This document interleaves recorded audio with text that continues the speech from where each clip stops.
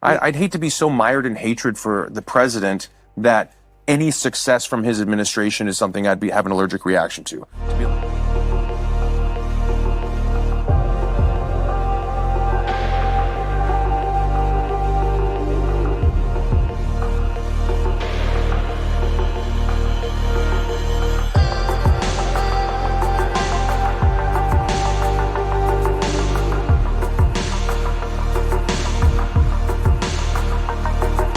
In politics, you inherit enemies, and when you jump on on the bandwagon with who is the most divisive president ever, it makes sense that you're going to be made to look terrible, and so I don't know what to believe.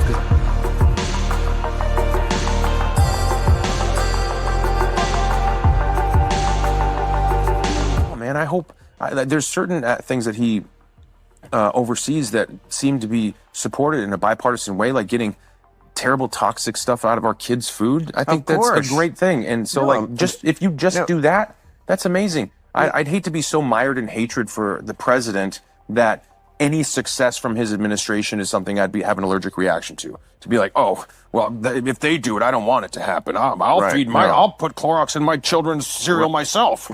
It's like, come on, be reasonable here. There's certain things that would be a good thing to have. I want them all to be successful.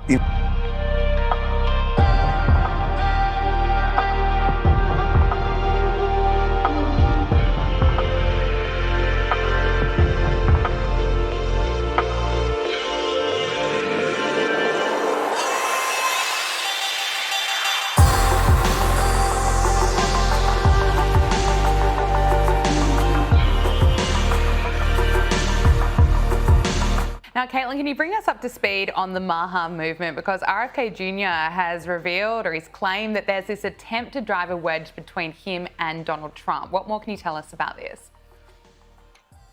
What I can tell you is this is no surprise coming from the establishment, right? Coming from the media. RFK Jr. is doing something that should not be divisive. He's trying to make America healthy again. So what's happening? The establishment is panicking. And you know what that means? It means that we're actually winning. So RFK Jr., he's not running for president. That's not the only reason that he's in this administration right now. His only mission, I can tell you, the only thing he's running for is to end the chronic disease epidemic in this country, restore health to the American people, and he's 100% loyal to that mission. So we need to ignore the noise. We need to focus on that goal. And this is all just exactly what I said. It's noise, it's the media, it's the establishment being scared because of all of the winds and the waves that we're currently making. Now, former FBI Director James Comey has been bragging about being a Swiftie. In a bizarre video, he repeated Taylor Swift's advice to treat personal energy like a luxury item. Look at this. While our elderly makeup-covered president is posting about whether Taylor Swift is still hot and declaring that he can't stand her, what's she doing? Not giving the jerks power over her mind. She said something about dealing with internet trolls that stuck with me. Think of your energy as if it's expensive, she said. As if it's like a luxury item. Yeah, so he's still talking about standing up to bullies and taking aim at Donald Trump there. This is the same person who uploaded a photo to Instagram in a post with arranged seashells on the beach to read 8647, and of course then claimed that he didn't know that it would be seen as promoting violence towards the president. I mean, listening to that rant just there, it's a bit unbelievable that this was the previous FBI director. Unbelievable and absolutely absurd to me for a grown man to make a 5-minute video talking about how much he adores, someone that little girls are fans of. He's fangirling over Taylor Swift. You know, the FBI was once feared by gangsters and criminals, as your viewers are aware, and now its former director is a Swiftie quoting lyrics to explain away his failures, I'll just say. So, you know what? I can only imagine the conversations that were taking place between Comey, his handlers, and whatever disastrous PR team that's going on behind the scenes, because somehow they were questioning what they should do next after that seashell image you just pulled up. And this was the answer. This was the answer. It's truly an amazing timeline we're all living in.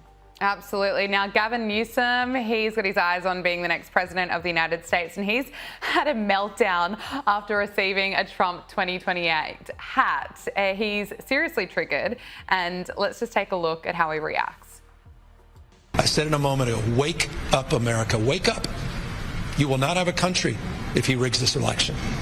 You will have a president who will be running for a third term. Mark my word. I wasn't exaggerating when I said that I received in the mail a Trump 2028 hat from one of his biggest supporters. These guys are not screwing around. The rules do not apply to them. I actually enjoy how triggered he is and how seriously he has taken the Trump 2028 hat. He cannot take a joke. He's obsessed with being the next president, but he can't even run California properly. I mean, the unemployment rate in California is the worst in the United States. Caitlin, what do you make of this? Well, I think we send Gavin Newsom a Trump 2032 hat just to get things really going.